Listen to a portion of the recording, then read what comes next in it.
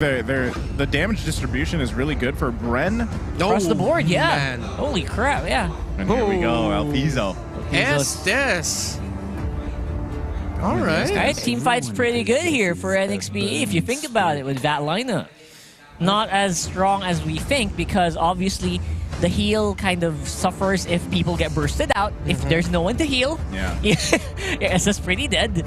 But yeah, other than that, if BREN can miss out on a few burst hits, NXP should be fine. And that's the main thing now for NXP. They're literally going to be playing for let's not get set up. Let's avoid at least one or two of the bursts. Because right now, the problem right now for NXP is they gave away a lot of utility for the Valentina. The Valentina can take a heal. Valentina can go away maybe, even in some scenarios. Real world manipulation can be taken to Valentina. But it does seem like with how the lineup of BREN Esports is built up, best case scenario would be to steal away the heal of the Estes instead. Because depending on situation, right? In team fight situations, like for big 5-man death ball, I mean, not only that, but you also just get to even out that sustainability. That that's why you pick the Estes. So there's a lot of options there for few. But here we go, ladies and gentlemen, jumping into the land of Dun. Welcome to game number 1, BREN versus NXPE. And it's no surprise that Alpizo picked up an Estes here. Going back to interviews with Alpizo in MPL Philippines Season 9, very vocal about his inspiration, Oh My Venus. So a lot of his hero pools is similar to Oh My Venus hero pool. So let's see how this Estes with the Black International skin is going to fare well for him against a lineup that, honestly, it looks terrifying for NXP with how much tool and utility BREN Esports has to just burst down and destroy the formation of NXP. So all of that reliant on basically Alpizo being on point. Where he is and where BREN Esports is. He has to anticipate all of this. I mean, not only that, but also the fact that, I mean, you have Purify, right? But once that's gone, you're kind of just running around, right? And there's a lot of CC for BREN specifically. It's already early flicker out there, but again, CC availability for BREN is huge. And if Alpizo doesn't, take care of the positioning, then you do automatically just kind of lose that kit that you have the Estes, whereas few, we know how mobile a Valentina is, right? So there's something there that has to be considered. So hopefully, not only can they protect Donut, but at the same time protect Alpizo's positioning as well, and just win those objective fights. I mean, again, this is why you have the Eve, right? That's why you have Yellyhaze. And again, the whole thing we talked about even before jumping into game 1 was, again, the history here for Yellyhaze and few across the board. Yeah, right now, though, good zone out here for NXPE. That's a free man. Wait a second. All right, there you go. That could have been a good escape here. But again, NXPE takes first blood in this one. Pandora with the follow-up here on the Alpizo. It's quite low, but the healing is there. Few and the rest of the gang here for BREN are actually going to be fighting off under the real-world manipulation. Pandora with a kill. He's low, though. Too many boxes. You were able to take out the Estes here. Beautiful play here for both teams, actually. Yeah, great rotation by Renegade. It continues. And this is the Ren Bomb we're talking about. It's not Renegade as just dealing a crazy amount of burst damage as Ambasha. It's also his impact with rotations in the map. That was unexpected. I mean, if you were fighting against that guy, you would not have expected that movement. Yeah. The fact that he would just leave lane instantly invade. Exactly. It's crazy. But, still, even with all of that, you can see it's still, I don't want to say it's even across the board because Turtle wasn't even taken, right? It's still going to be the focus here. That almost looked too easy, right? Just swooped in, got the kill. So they grabbed that one, and now this is now to the point where you start to build a little bit of that lead, build a little bit of that gold lead, the momentum you need. But they will trade the extra gold on the top side for the Turtle here. Yeah. The natural advantage of obviously of Melissa in the laning phase, Muddles is just a disgustingly powerful zoning tool. I hate that. Right? You do not want to face off against this guy. I always call it Cuddles, to be honest. Cuddles? It's the other one. It's so cute. Cuddles is the other one. Isn't it Needles? I thought it was Needles. See, that's why I just say Cuddles. Good point. Man, her stuffed toys. Yeah. What I was saying is I feel for Super Marco right now, although the problem here on BREN's side's on the bottom. We do see some pressure from NXPE, but then again, that is... Again, the power of the Fredrin has good sustain as well, as long as you stay on the lane. Yeah. Great rotation by NXPE. They traded out the first Turtle of the game. by getting way more gold for the Melissa up top. So at one point, BREN Esports will have to put a little bit more focus into giving Donut a rougher time here, because right now it looks good for him. And just as I said it, BREN Esports make a top side rotation for a lot of pressure as the turtle spawns here. Nice look at that. There. Yeah, the vision. Spotted out, though. Again, it's NXP being very, very... This is what I'm talking about, right? Alpizo's positioning right there. Yeah. He was able to kind of sense the move in the BREN, and that stopped BREN from their tracks. I mean, in terms of right now, the early game, NXP's got a great position just to either force fights themselves if they can, like we saw earlier, or even just go ahead and go toe-to-toe with them. They have great sustain here. Yeah. That's a problem with the Grok, though. Does not really have that much sustain against that good DPS, especially if you're on the run. Although Ken, just as clutch as his Atlas was, he's able to make it out there for Ogwen. Although Super Marco able to walk out of the real-world manipulation. Good movements here against Donut, but will not survive in the end. Again, the advantage that you get with the Estes. Yeah, and NXP continue the pressure up top onto the BREN Esports gold laner. What a great placement by Yelly Hayes with a real-world manipulation, forcing Super Marco to leave the safety of his own turret and found himself in a dangerous situation now with NXPE potentially having a great advantage here at the turtle. All right, looking good right now is Ogwen. Has control, charges it up. Power Nation not really going to be enough to steal it away. That's going to be NXP's turtle right there. Okay, so they secure the turtle here. A lot of trades. There's a lot of trading going on across map, right? And that's exactly what they have to do here. BREN specifically, they know the way that NXP is rotating. They're trying to mirror it, if not cross-map play around with that. And at the same time, you know, in terms of scaling here, Renmar, who has the advantage? Who has the earlier spike in favor for themselves? Oh, at this point, it's gonna be NXPE. They have the Paquito. The Melissa had a really great time in lane. Looks so in the next 2 minutes, the Melissa's gonna hurt even more. Especially with the Scarlet Phantom up already for her. A Berserker's Fury will be on the way for the Irithel. But lately, because of the lineup of Beautiful wild charge straight into the face of the Estes, but he's back up full. Although right now the healing can't really catch up to the damage of BREN Esports. Yelly Hayes follows up with a real-world manipulation, forces BREN Esports back, but will NXP chase? Donut got a little bit too close for comfort there. It seems like the healing fountain that he has, the walking healing fountain that is Estes, give him a little bit too much confidence, put himself in a dangerous situation. Yeah, I feel like that's kind of natural, right? When you have the Estes, you're like, oh, I got the heals. I can take this. I can do this. I'm completely fine. I've got my dome as well, but instead you get domed. You get your wig split. Yeah, beautifully done so far for both teams. Actually, again, cross-map pressure is what BREN's trying to do here. Although NXP is getting a bigger piece of the pie. And that gold lead is looking pretty solid if you think about it, especially if you have a Melissa on your team. But eventually, NXP also have to watch out a potential power spike. The Berserker's Fury is on the way for Super Marco.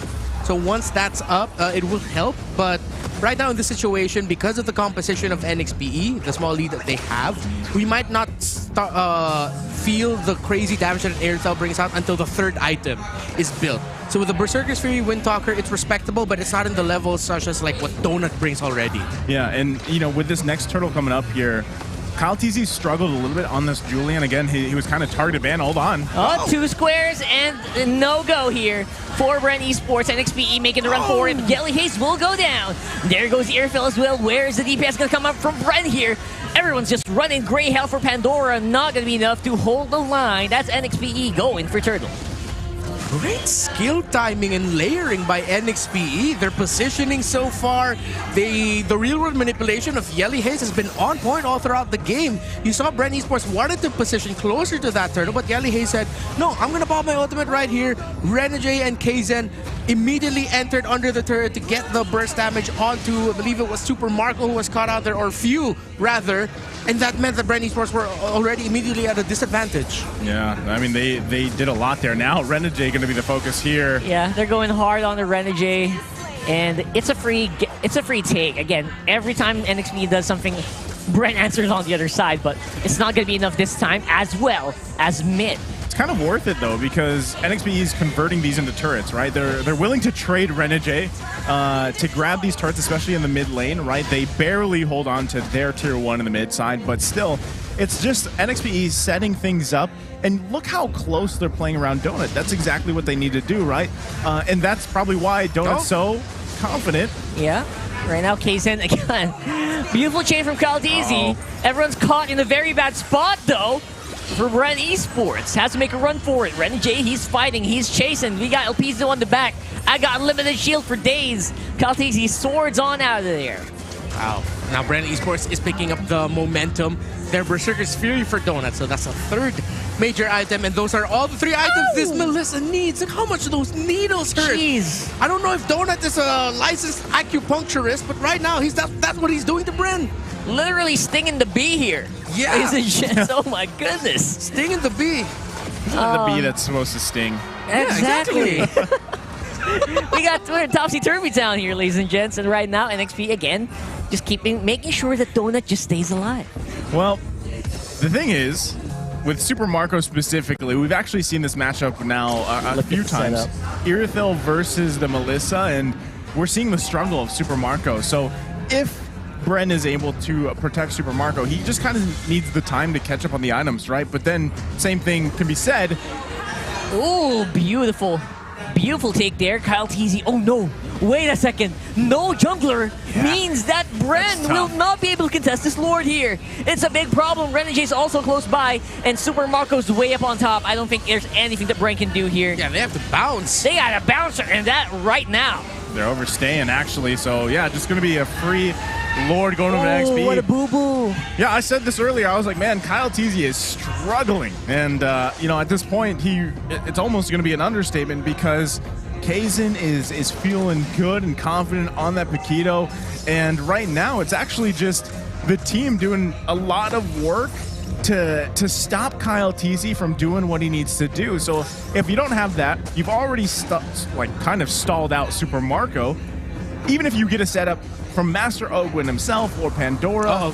Oh boy, Elpizo in trouble! Able to make it out and walk it out with the help of Yelly Haze's real world inflation. Basically pushed out BREN Esports. Now they're going on the chase. Pandora's great health is quite low. As well, we got Ren J diving in with the Frost Moon Shield. Wild charge straight into the 5-man, but not going to be noticed by NXPE. They don't care. What's this walking rock doing here in our faces? He's not doing anything. This is an NXPE flavored Ube that we're seeing from. And it's weird, man. What would that be like? I bet Elpizo's having the time of his life right now. Oh man, the Ube from NXPE is just looking like a different color right now. Oh, BREN Esports have a crazy defense. They're gonna have to. Somehow they have to hold on here. Their damage is not quite there, but there goes the 2 squares here. Knock up in the Renegade. Donut's actually half HP, but beautiful crit there from the Irithel. Actually stops the attack. Super Marco barely gets away with his life, but able to grab a kill. So that's actually, I mean, it was only the first Lord, right? So they hold on to the turrets like they should have. Good death. Yeah, they got the kill. That's big for Super Marco. Again, he is the one that eventually will be providing a lot of that burst damage, where Caldeezy now, his job is just to provide the CC, the knockups, whether that's for an engage or disengage. And earlier, before that Lord was even taken care of, that's exactly what I was talking about. Ogwin found a good wild charge, but there's no follow-up. That's what we were talking about even in the draft, where these roamers are doing all this thing, but if the damage potential, whoever it's going to be, your mid, your gold, whichever, if they're lacking, unfortunately you don't have that follow-up. So BREN has to continue to crawl back into this game. 3K gold lead for NXPE, massive lead in terms of space and turrets objectives, but again, can they actually wait and stall this out another 30 seconds before the next Lord is up? They do really want to make a point to get this tier 1 turret down, though, at least to help them out in terms of space and positioning. Yeah, the good news for BREN Esports is the members of NXP haven't built a lot of their Athena shields yet. However, we did see a Radiant Armor for Elpizo and a Oracle for the Esmeralda. That was a gamble. Yeah. But no one was there. So that's a pretty big skill, though. That's a pretty big battle skill. Oh my goodness. BREN Esports really need to rely on their magic damage to come in big right now, because there's a lot of anti-cuirasses on the side of NXPE. The damage coming out of Caldeezy and Few will be the game changer for BREN Esports in team fights. Yeah, that's a pretty deep pull here from BREN Esports. We got NXPE on the sides. They're getting into position, waiting for BREN to make a mistake. It looks like the only mistake they're going to do here is I don't know, that Lord just having a fun time. Yeah, I think you just... Sorry, I stopped myself right there. I was going to say, I think you just dance it around. Just you dance wait it for around. the ultimates, you know? You wait for the ultimates back up here. You try to get the favored position. NXPE is going to go ahead and juggle it around a little bit. Now it's BREN actually looking for the position advantage. NXPE knows there's 1 minute onto Ogwin's Flicker, so no big Flicker wild charges happening anytime soon. Uh-oh. There's a taunt onto Renegade. He is low. He's recovering very, very well with the help of El Pizo there, but this time around, BREN, they have control of the pit. They are also walking up on the mid, and that's going to be good DPS on the Donut. He's gone! He's taken out by Kalteezy. Pandora follows as well, but the swing back from NXPE is pretty good. That's 2 remaining for BREN. It's a chase. It's happening. Super Marco with the nature doesn't really help. Renegade with the Frost Moon, Falling Star Moon. I don't know, man. They just not going to be working out. It's a wipeout. Oh my goodness, and this could be it. This could be it indeed. No members of BREN left to defend. NXP have 4. They don't have a marksman, but they do have the minion waves. And there is next place Roar. Game 1 goes to NXPE. There we go. NXPE, the quick fashion, setting their own pace. Just ending the game there. I mean, man, El Pizo pointing at his ears. It was probably Renegade and all of them yelling. But Easy. again, end it. I mean, the thing is, you guys pointed it out, that was their own version of the Uve strat right there, right? And even when few